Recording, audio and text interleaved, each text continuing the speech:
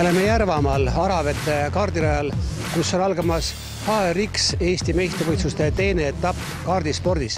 Siin minu selja taga on rivis üle 100 võidusõitja, kes on siis registreerunud teisele etapile ja lipumastides lehvivad 6 riigilipud. See on väga esinduslik koosseis. Anname sellest teile ülevaate.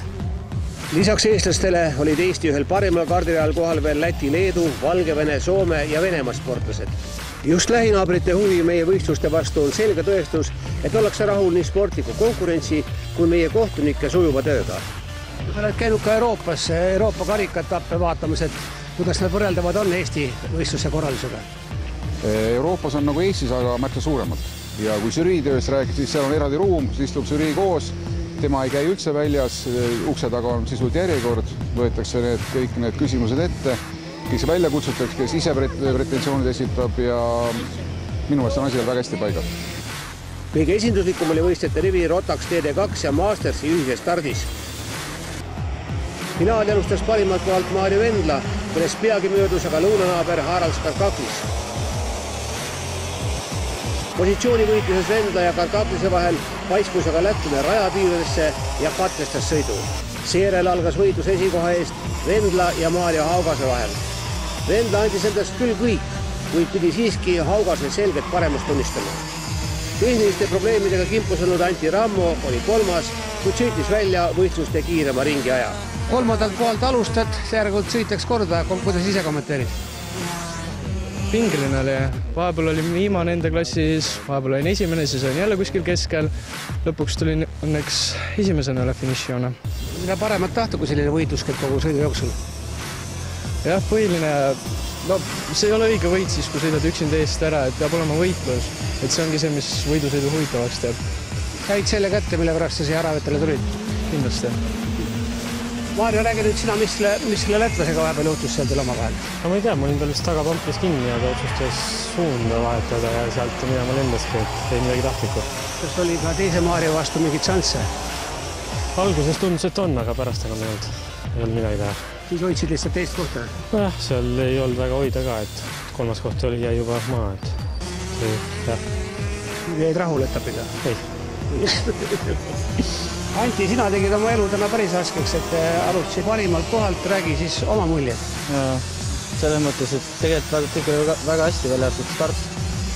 Aga ma väga ei muretsenud selles mõttes, et teadsin, et kiirus on piisavalt hea, et võime poistega rahulikult võidu sõita. Aga siis mingi hetk ma lihtsalt ise tegin vea, et karburaatoril jätsin selle toore lahti. Ja mul läks mingi 2-3 ringi aega enne, kui ma aru sain, et see on mul lahti. Ja selle ajaga oli rong läinud ja mul ei olnud nagu midagi teha. Selles mõttes ei saanud võidu eest võidelda ja sellest on väga kahju, sest tegelikult kiirus oli väga hea. Lohutuseks, et parim ring ja sinu nimel? Jah, see on väike lohutus, ütleme ausalt. Väga väike. Mastersklassis oli parim lätlane Andris Lembergs. Talle järgnesid eelfinaali kiirem Jaako Kuusk ja pikalt finaali juhtinud, kuid lõpuks veidi väsinud Priit Sei.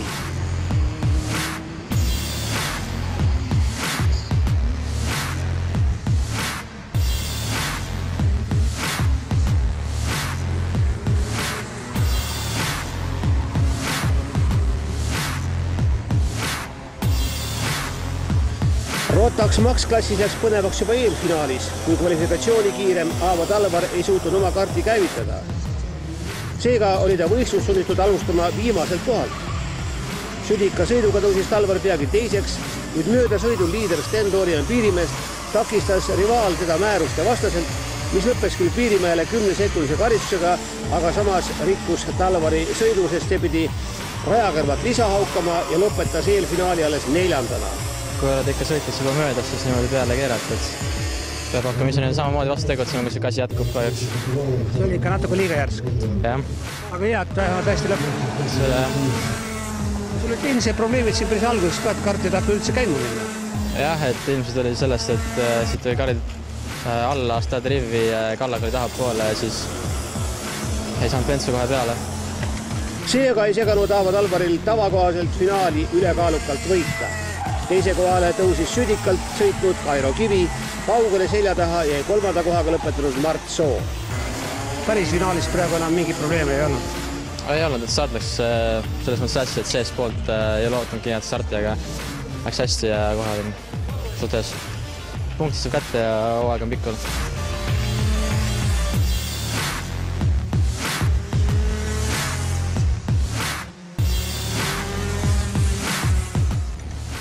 Väga palju oli võistlejaid ka Rotax juniorklassis, kus teistest olid selgelt kiiremad Euroopaski juba endale nime teinud Ralf Aron ja Jüri Vips. Mõlemad näitasid omavahelise heitluses tõelist klassi. Pidevas positsiooniheitluses oli kord ees üks, siis jälle teine. Eesti meistrivõistluste teise etapi võidu sai ikkagi Ralf Aron, teine oli Jüri Vips ja kolmas lätlane Martins Sesks. Tundus, et sa lootsid, et antakse üks ring veel, et õiget starti ei tule või? Tõesti lootsin, et tegelikult Jüri ei olnud ikka väga süüdi selles valestardis, et see oli, ma ei saanud kuidagi aru, kuidas need kohtunikud selle stardi andsid. Jüri, ega see oli õige liigutus, iga mees peab oma võimaluse ära kasutama. Ei tea, et võib-olla oli natuke ebaaus tegelikult, et ma arvan ka, et kohtunikud oleks pidanud nagu andma veel ühe lisaringi, aga oli nagu oli. No siis said ette, mis siis mõtlesid?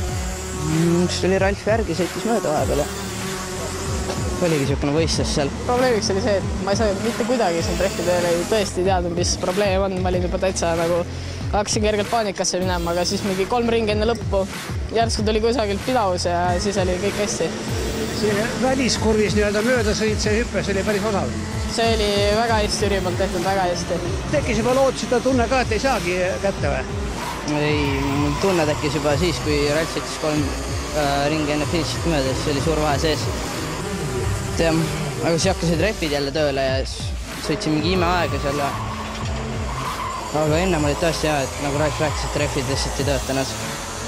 Aga selgelt on näha, et te 2 poissi olete Euroopas ikka nii palju karastanud, et teised praegu vastu ei saa. Tundub nii. Kuidas sa võrdled Euroopa sõitudega? Ja tegelikult, kuna Jüri käib ka Euroopas ja on väga-väga kiire, siis Eestis on väga huvitav sõita. Tõesti ei teaks, mida teeks. Oleks peaaegu nagu Talvardis, kui Jüri ei oleks.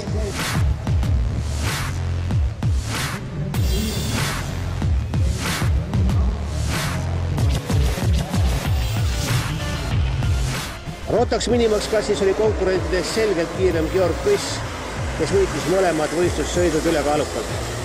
Teine oli Ragnar Veerus, kes pingutas ajal küll nii kõvasti kui suutis, kuid liidriga ta vahet vähendada ometi ei suutnud. 3. kohaga lõpetas Valter Sviedris. Mis variant oli siis Kõssi vastu rajal? Ega ei olnudki tegelikult, et kogu sõidud põhimõtteliselt domineeris tema ja mul võimalust otseselt ei olnudki. Oli siis näha, et vähemalt mõneski kurvis saab paar meetrit lähemale? Jah, oli küll siin raja esimeses pooles, aga teises pooles oli ta piisavalt kiire, et ma vastu ei saanud. Mis rohku sa siis nüüd välja mõtled järgmisel etapil näiteks? Ei tea, võib-olla rohkem trenni või kiirust võib leida. Georg Kõss sõitis finaali teibitud peaga ja selles ei olnud süüdi mitte veidi ohtlikuks peetav kaardisõit. Sain siis vanemõrst kirvega vastu pead. Kuhu nuhkumisele? Lammutasime kuuri. Nii et kaardisport ei olegi üldse nii ohtlik? No eks ta ikka on ohtlik, aga Kas Veerus jõuab järgi sulle? No võimalik tõesti. Et kõik oleneb rajast ja seekord on vedanud.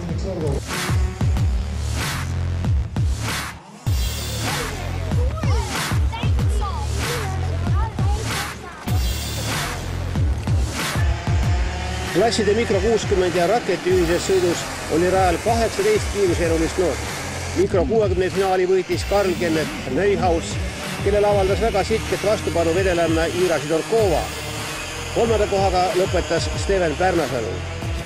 Seal kohviku taga oli suur võitlus.